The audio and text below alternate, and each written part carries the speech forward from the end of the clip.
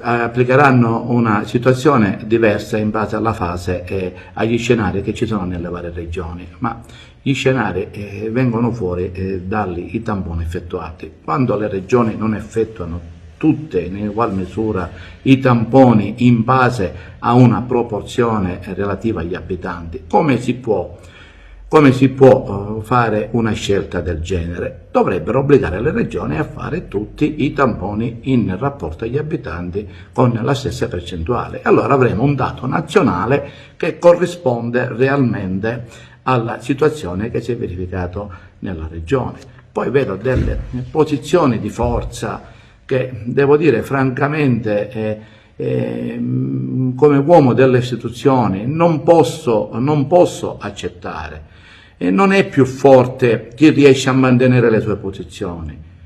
Io mi riferisco, non è che il ministro Franceschini, perché per salvaguardare la salute pubblica dei cittadini, di tutti gli italiani, ha deciso di dire sì per la chiusura dei musei, dei teatri, dei cinema, è più debole della ministro Azzolina, che ancora insiste su una posizione, devo dire io, sbagliata, perché sono convinto che il ministro Azzolina non conosce neanche il numero degli utenti, dei ragazzi che frequentano la scuola dell'infanzia e la scuola primaria.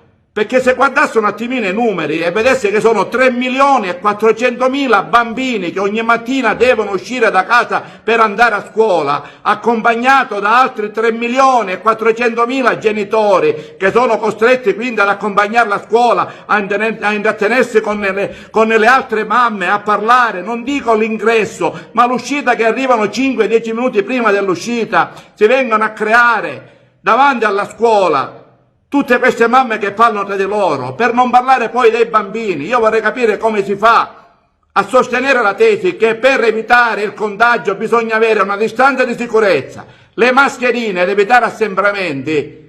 Io vorrei capire come si ci spiegano a questi bambini, a 4 anni, a 3 anni, a 5 anni, che bisogna mantenere una distanza, che non bisogna abbassare la mascherina, che non bisogna parlare tra di loro. Mi sembrano delle posizioni assurde che si vengono. Se dobbiamo chiudere, chiudiamo tutto per un mese. Il mese di novembre è stato sempre un mese che ha visto sotto certi aspetti ferma l'economia di un paese.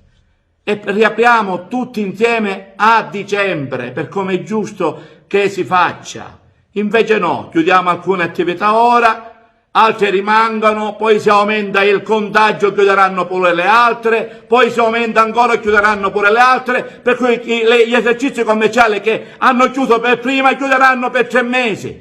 Secondo me è sbagliato. Io devo dire francamente che non vorrei, dico, che continuasse su una posizione in cui oltre ad avere l'incubo del virus ci sia pure l'incubo di qualche ministro. Capisco che ci sono alcuni genitori che per andare a lavorare devono portare i bambini a scuola, e di questo bene, basta dare le risorse finanziarie ai sindaci e creeranno il modo come fare andare a lavorare le mamme, e c'è qualcuno che possa anche fare delle lezioni ai bambini in videoconferenza con le insegnanti, perché possono assistere i bambini in luoghi che i comuni metteranno a disposizione. Ma non si può però allargare e generalizzare a tutti, perché secondo me quando si generalizza e tutti usano gli stessi comportamenti, cioè portare i bambini a scuola, ci sono 3.400.000 persone che la mattina devono accompagnare i propri figli a scuola,